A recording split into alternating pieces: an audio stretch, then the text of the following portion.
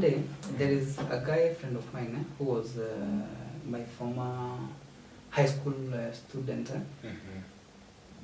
a classmate. He happened to call me, looking for a contact for another friend of ours. Then he asked me, "Hey Isaac, how have you been faring on, with your surgeries and all that? Do you get well?" And I told him it got to a point where I gave up. Wow. So right now, niliachia Mungu, whatever he wants with my life. Now you're telling your friend. Yes.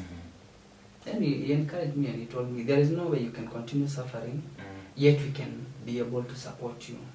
So let me talk to the other friends of ours. We see what we can do.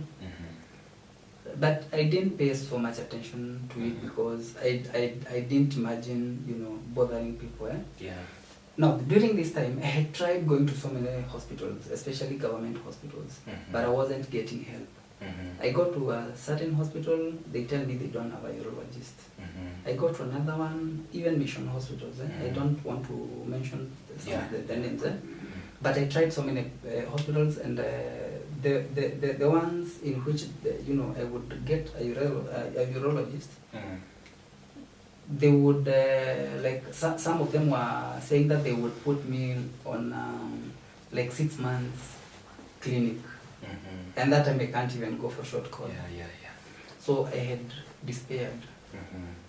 But by God's grace, these guys came together, fundraised, and then I got somebody who connected me to a very nice doctor who worked in Eldoret. So he told me he would see me in Kericho. I traveled all the way alone. With that condition? Yes. And, he did the surgery, the same thing happened. I went for another one, the same thing happened. Now you're going for? 50 surgery. 6th, 7th, and all of them the same thing was repeating itself. David, during this time, I went through a lot because you meet people. I was meeting people who I used to help, and they look at me and they wonder whether I'm the same person because even health-wise, I looked so weak. I had squeezed my life. My life was completely changed. Because of that condition? That condition. Yeah. Psychological, trauma. Self-esteem. I remember even relationships I couldn't even handle because I was feeling like people are coming to me because they sympathize with me. Yeah. But there is, I can sympathize with you and I come close to you. It is not because I like you as a person, but probably I'm sympathizing with you. And like a fellow human, it calls, on me to be kind to you. Yeah. So I didn't know how to differentiate between sympathy and true love. And also empathy. And empathy, you see. Yeah. So I was feeling like I was totally lost. Then I remember one instance. There was strike for doctors and nurses. I think almost all the medics, they were on strike. This time, I remember I went to have my catheter changed on Saturday evening. Then when I was, going home, I was in town. I was actually moving from the side of Akas to the other side of Luduli. And then I hear something falling from my trousers. What? I go to the toilet to check, and the catheter is fallen. I stayed with urine for, the entire of... That thing for... This one, you see what happens, Once they insert this, there is a fluid they drive through this channel. This is called two-channel catheter. So there is a channel that through which they channel they pump fluid. And if you look at this point, it is a bit swollen. Yes, this is like a balloon. Yes. So the moment they pump that water, it inflates this part. So inakuwa ni kama balloon, which is swollen. So that you can't pull it. Mm-hmm. You see, so I think it busted. While in town, Yes, then it fall down. yes, and it blocked completely. So I couldn't go for short call. So I stayed for the whole of Saturday night. How did you reach home, or just? I mean, let me tell you, sometimes I sit down right now that I'm okay, and I flash back and I can't imagine I'm the same person. Because, like that time, I can't even explain how I managed to stay for the whole of Saturday evening, the whole of Sunday, Mm-hmm. up to Monday without going for short call.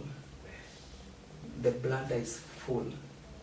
So I woke up very early in the morning on Monday. So I talked to somebody and he brought me a catheter. Mm-hmm. So I was going to have it. You know, these things are not common. Yeah. They are not common. So like you find them in selected pharmacies in town. Yeah. So somebody bought me, and when I was going to get it changed, I remember I went to the first hospital, they tried, it Mhm. wouldn't go through. Mm-hmm. The second one, the third one, then they referred me to another hospital, they tried, and it failed. So what they did, they tried for over a whole hour. So they told me, because I was so much in pain, they told me they would perform something a bit painful, Mm-hmm. but which was better than staying with the urine. Because you see, I was risking my kidneys.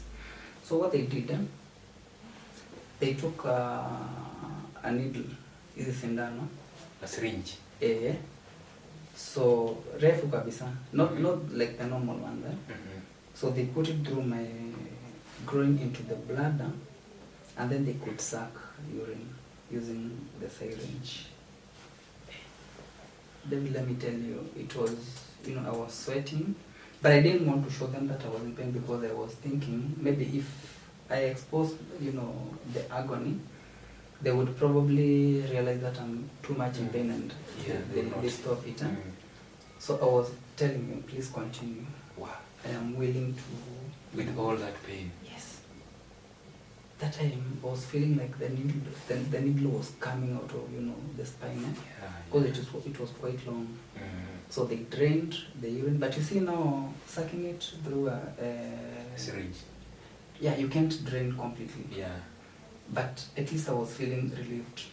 So they referred me to another government hospital, a big government hospital in Nairobi. Mm-hmm. But before I went there, I went to another hospital to try and see whether they can manage a hospital in Kawangware. Mm-hmm. That time I was living in Githurai. Mm-hmm. So you can imagine going all the way from Githurai to Kawangware looking for a hospital. In that condition. Yes, they tried inserting, it failed. That's when now they also told me to go to the hospital. Mm-hmm. I got there around 8 p.m. Remember, I left my house in the morning, early in the morning, Yeah. before 7. Yeah. Now it is 8 8 p.m. p.m. I haven't night. eaten. Yeah, I didn't even have a sweater. Then I got to the hospital. I remember there was outbreak for cholera. Mm-hmm. There were some cases of cholera. Mm-hmm. So, and there was strike for medics. Mm-hmm. So they were actually addressing the emergencies, the cholera emergencies. Mm-hmm. I remember waiting for over 4 hours.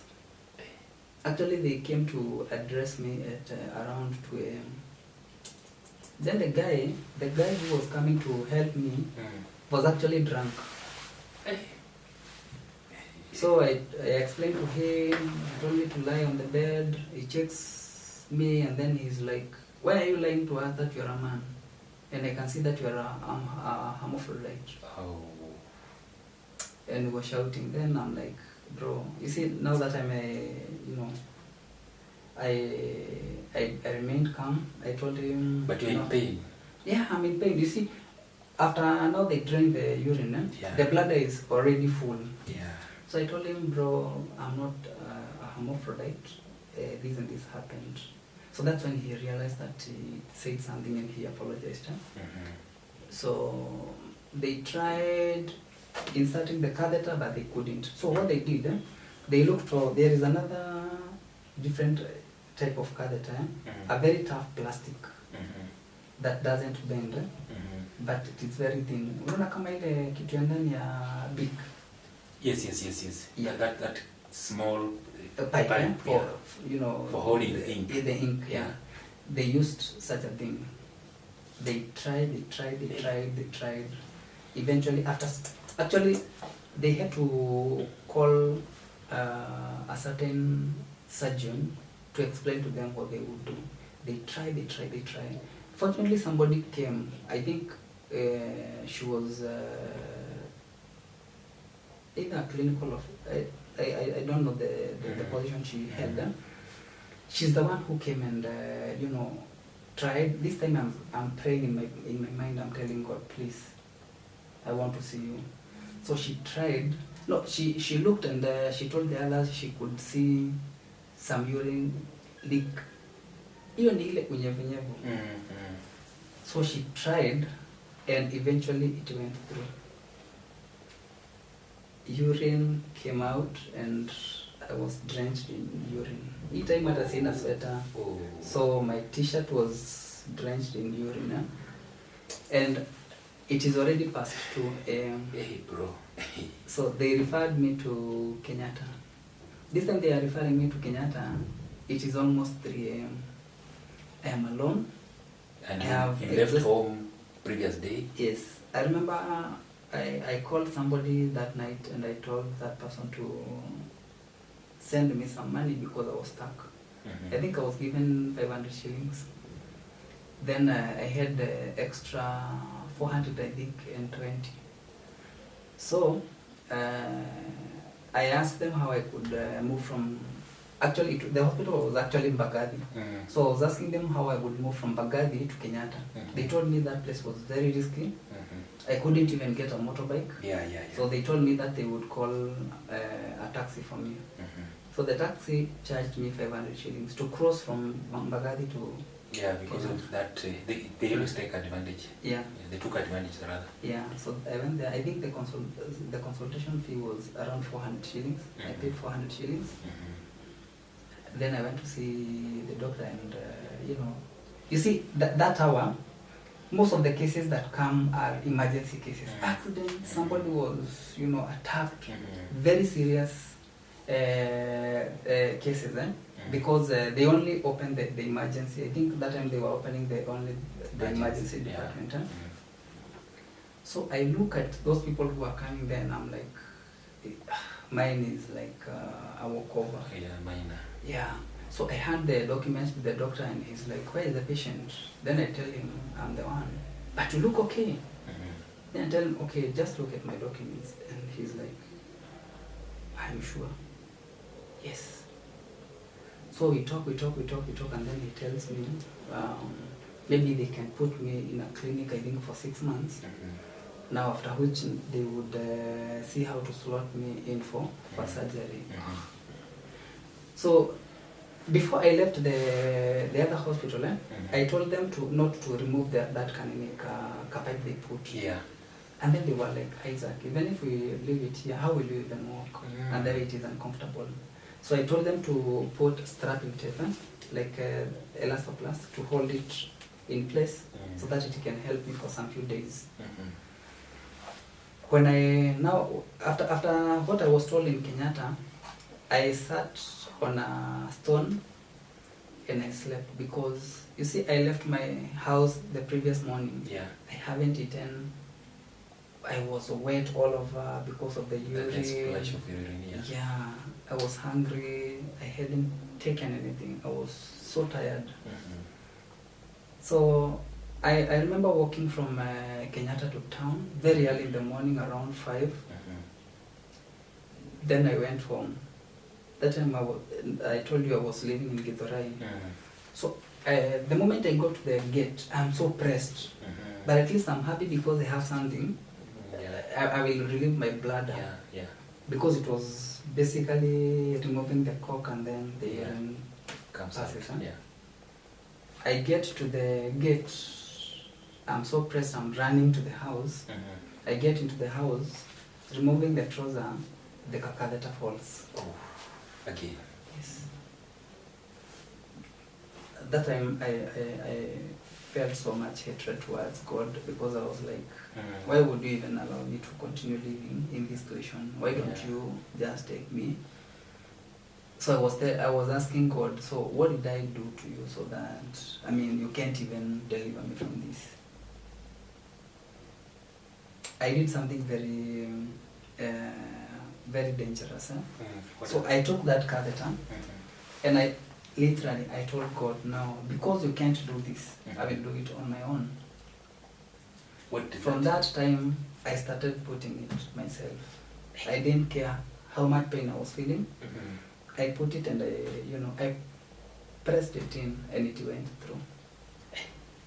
That's how I survived for some time until now. People started knowing about my story, especially on Facebook. They supported me so much. I went for not the subsequent surgeries, but all of them were backfiring. Yeah. Then by God's grace, after this I think the sixth surgery, somebody approached me and told me, because that person saw that I was getting better. They proposed, they asked me what I wanted to do now that God was, solving the situation.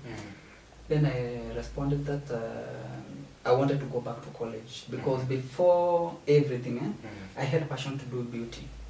So I told them that I wanted to go to college. I remember saying, even if the president asked me what I wanted, I would tell him to take me to college and not even pay anything else apart from school fees. Because I wanted to see my life more. So fortunately, I got a chance to go to school. Actually, I paid How is the situation this time round? The station? Yeah. I was still on catheter. Okay. But I was like, okay, well, because I don't see an end to this, my life has to continue moving. Yeah. If I get well, I will get well when I'm still moving forward. So I got a college in Githurai, but that time I had moved from Githurai to those sides of Eastlands. So I remember praying to God and I asked God for 3 things. One of them was that I would never fail to go to school because I didn't have fare, food or school fees. Trust me, the moment I went to school, my friends started seeing what I was doing because I would post photos of the work I was doing. On social media. Yeah. So somebody sees and they call me, hey Isaac, I love the way you So you're in school doing beautician? Yes. I was doing a beauty therapy, a diploma in beauty therapy. So people see what I'm doing and they were so encouraged. So like you call me and you ask me, how much do you pay? We used to pay 5,200 per month.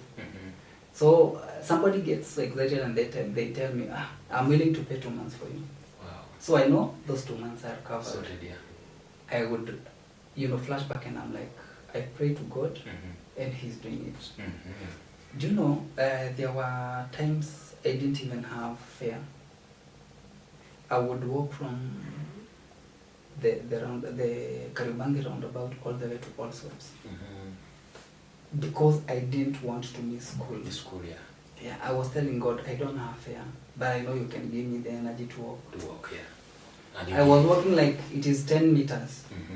And you can imagine those, it is quite some distance. I know, it's a long distance. And that time, I'm on this. I remember the time I was walking, and another lady called me. She saw me walking, and then she recognized me from social media, and she asked me, hey Isaac, I know you from Facebook. Why are you so weak? Are you okay? Then I told her, no, I'm not okay. I'm feeling unwell. So she asked me, what is the issue? And I told her I had issues with the infection and catheter and all that. That time I had stayed with the catheter for long.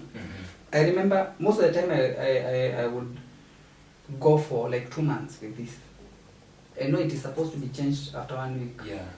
The doctor removes it and it is almost broken. A lot of pus and all that. So because of that, even the infections became a bit drug resistant. So she asked me whether it was okay for us to go to her place I take something and then, she takes me to hospital and then I proceed.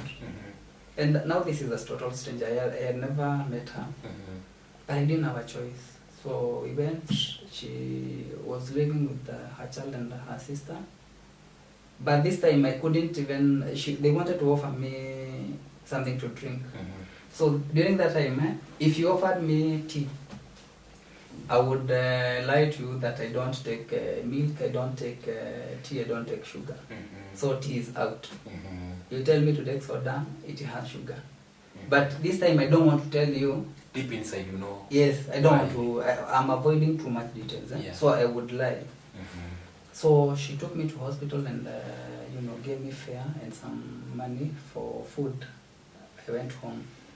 But by and by, God really worked with me. Even if the situation was so hard. Now the second prayer that I made was to never be the second best. And trust me, I worked so hard and I was always at the top.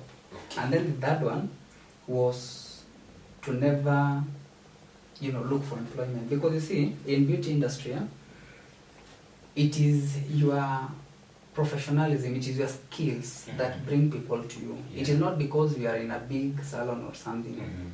Most people come to see a specific person. Your outcome.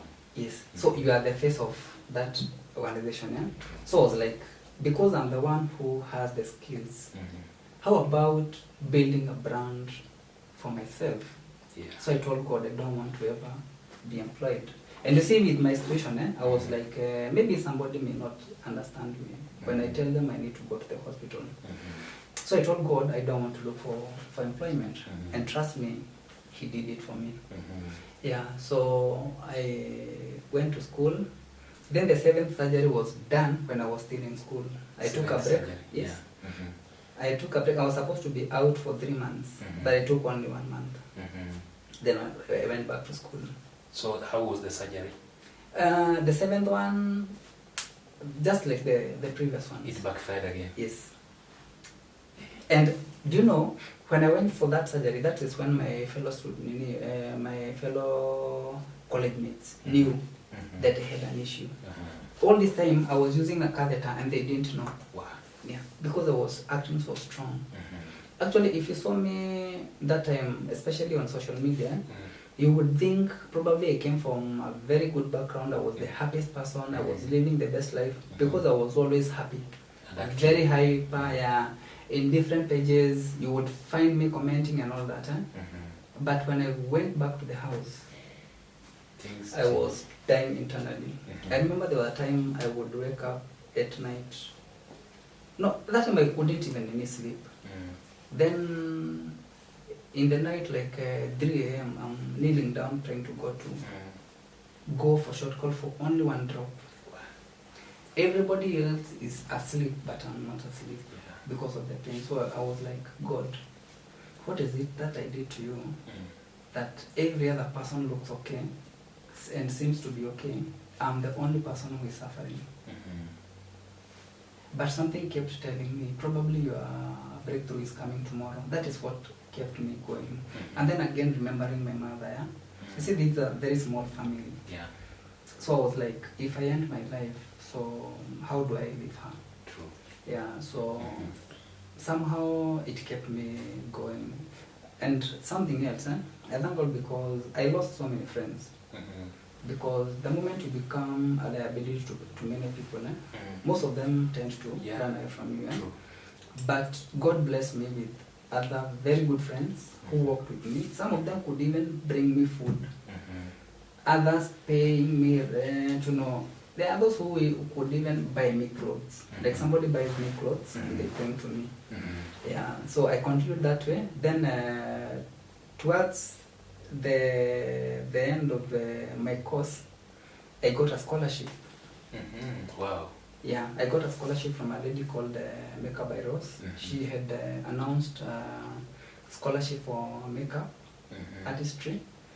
And the instruction was you nominate yourself and then you mobilize people to vote for you. I prayed to God and told God, this is mine. And it went successfully. Yes. Guys came, voted for me, and I was given. So I went there for 1.5 months. That's why I became a makeup artist. Okay. But when I finished 2019 March, I started developing very serious complications, and I did an 8th surgery. You now went again for the 8th one? Yes, which was done in 2019 July, and it was successful. I got a very nice doctor. Do you know, that doctor looked at me and he told me, Isaac, you are very young to go through this. I'm not used to treating people like you. Most of my clients are old men struggling with maybe prostate cancer and all that. Not young people like you. And I will treat you, I will do my best, and I'll be praying for you. I don't want you to come to me for the same. I don't want your money. I want to treat you and make sure that you're okay. You go and, you know, work. He did so? Yes. And he would follow up on me, and he really worked with me. So everything now is normal? Yes. He was able to, you know, to stitch the manhole together. And I stayed with the catheter up to almost the end of 2019. And then now I started working as a makeup artist. Okay. Yes. So let me now ask you. You know, Isaac, your story. Okay, we as you put it, we have so many men outside there going through the same. Yeah. Even women. Yeah. And you know, especially men. Let me talk about men. Yeah. Because we have that ego. That sometimes we'd rather die like a man or as a man than sharing your inner story. Yeah. Like yours, because of so many reasons. Yeah. Stigma, self-esteem, you know, and all that stuff. But you first of all accepted and took it positively. Then here you went through a lot. Suicidal time and all that. Yeah. So what I can tell you is God cannot give you what you can't handle. Yeah. And actually you prayed to him and he did a miracle. Yes. So far everything is okay. Yeah, everything you is no okay. longer use catheter. I don't use catheter since late 2019, the whole of 2020, 2021, up to now, I have never used a catheter. Okay. Yeah, I go for short call normally. Yeah. So, what that serious lesson as we wind up, can you tell that you learned, that you can tell people outside there, especially men? One thing I would want to encourage anyone who is going through a certain challenge is that sometimes we think probably God is punishing us because of one thing or the other, or probably he forgot us. But I love looking at the brighter side of every story, because through my pain, that is when I discovered my passion. Yeah. Because before that, I told you I did electrical engineering, Yeah. something I didn't love. Right now, I'm doing something that I love so much. Even if I don't get money, I still would wake up and do it. Your passion. Yeah, so I was able to discover my passion. Then God gave me this the pain because I can be an encouragement to other people. True, very. Let me surprise you. There were times I would pray and I was telling God, I thank you because you gave me this, because I can be able to handle it. Yeah. I look at other people, like I get to Facebook and then somebody posts, headache is killing me. Oh, the cold is killing me. Yeah. You see, and I'm like, you are talking about cold killing you. Do you even know what I went through? Very true. So, and I'm like, God, I thank you because I carried this burden, because if it went to another person, maybe they could have ended their life. Then the other lesson that I would want to give people is, especially men, I know the struggles that we face, especially if you don't have finances and maybe you have an issue with your sexuality. Most of us tend to coil back. You don't want to air your issues because maybe of stigma and because the culture tells us to be strong. So there are so many men who are crashing because they don't want to speak or they don't know who to speak to. So I would encourage men, if you find a good person with whom you can talk, speak out, because for me, even coming here is therapy. Yeah, true. Because it's healing, yeah? Mm-hmm. So even coming here is therapy. Yeah, So true. look for somebody you can talk to, Yeah. and seek maybe, you know, Okay. counseling. Yeah. Thank you so much, Isaac, for sharing a story. It's actually a lesson. It's, Yeah. you know, encouraging, same time touching, and many people learn. So thank you so much, viewers, for watching this channel and this show. Isaac, how can they reach you? Yeah, people. Okay, I have a YouTube channel that I use to encourage people, especially those who are going through, you know, difficult situations, using my makeup skills. It is called Sir Isaac. Then they can also find me on Facebook, Isaac Mwaura Kafast. Kafast is Kafirst. Then they can find me on Instagram, Sir_Isaac_makeup. They can also they can also reach me through 0721 773189. I'm a makeup artist by profession. Thank you so much for coming to our show. Karibu And thank you sana. so much, viewers, for watching this show. At the same time, if you have not subscribed this channel, please do the necessary and also subscribe to his YouTube channel. So Isaac, thank you so much. Karibu sana. Mungu akubariki. Amen. You're a very strong man. You have Thank you. encouraged somebody outside there. Thank you. And I'm sure someone is encouraged and smiling. See you in the next show. Bye.